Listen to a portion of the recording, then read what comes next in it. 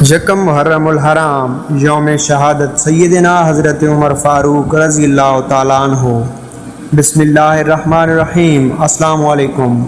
Historical world T V YouTube channel کی طرف سے خوش آمدید۔ امید کرتا ہوں آپ سب لوگ خیریت سے ہوں گے۔ آج کی اس ویڈیو میں آپ کو سیدنا حضرت عمر فاروق رضی اللہ تعالیٰ عنہ کی زندگی کے چند اہم واقعات کے بارے سے آگاہ کروں گا۔ حضرت عمر فاروق رضی اللہ تعالیٰ عنہ کا نام و نسب خلیفہ دوم جانشین پیغمبر حضرت عمر فاروق اعظم رضی اللہ تعالیٰ عنہ کی کنیت ابو حفص اور لقب فاروق اعظم ہے۔ آپ واقعہ فیل کے 13 برس بعد مکہ مکرمہ میں پیدا ہوئے۔ اعلان نبوت کے چھٹے سال 27 برس کی عمر میں مشرف با اسلام ہوئے، جبکہ ایک روایت میں آپ 40ویں مسلمان ہوئے۔ امیر المومنین حضرت ابو بکر صدیق رضی اللہ تعالیٰ عنہ نے اپنے بعد آپ رضی اللہ تعالیٰ عنہ کو خلیفہ منتخب فرمایا۔ 10 برس 6 ماہ 4 دن آپ رضی اللہ تعالیٰ عنہ تخت خلافت پر رونق افروز رہے۔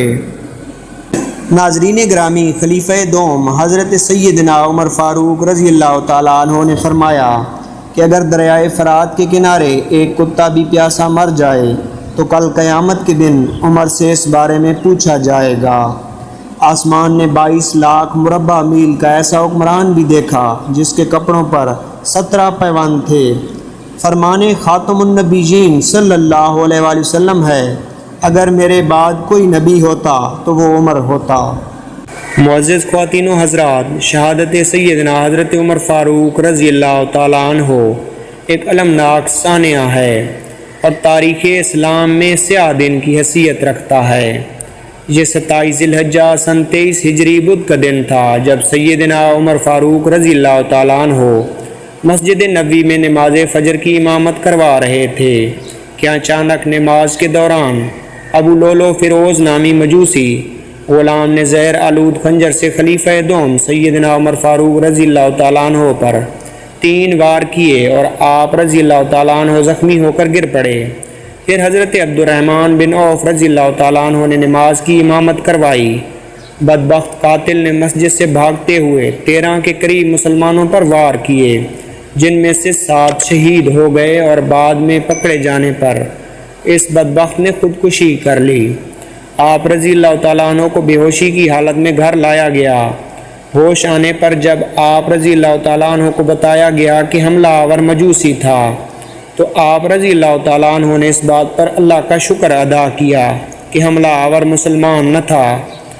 آپ رضی اللہ تعالیٰ عنہ پر خشیت الہی کی کیفیت طاری ہو گئی۔ آپ رضی اللہ تعالیٰ عنہ نے اپنے بیٹے عبداللہ کو حکم دیا کہ میرا سر اپنی گود سے ہٹا کر زمین پر رکھ دو تاکہ اللہ تعالیٰ مجھ سے رحم و کرم والا معاملہ فرمائیں۔ اس موقع پر حضرت عبداللہ بن عباس رضی اللہ تعالیٰ عنہ آپ رضی اللہ تعالیٰ عنہ کو تسلیاں اور بشارتیں دیتے رہے۔ 3 دن قرب میں گزرے۔ اس کے بعد آپ رضی اللہ تعالیٰ عنہ زخموں کی تاب نہ لاتے ہوئے یکم محرم الحرام سن 24 ہجری کو 62 سال کی عمر میں جام شہادت نوش فرما گئے۔ حضرت صہیب رضی اللہ تعالیٰ عنہ نے نماز جنازہ پڑھائی۔ حضرت علی رضی اللہ تعالیٰ عنہ، حضرت عثمان رضی اللہ تعالیٰ عنہ اور حضرت عبد الرحمن، حضرت سعد بن ابی وقاص، حضرت طلحہ اور حضرت عبد الرحمن بن عوف رضی اللہ تعالیٰ عنہ نے سیدنا عمر فاروق کو قبر میں اتارا۔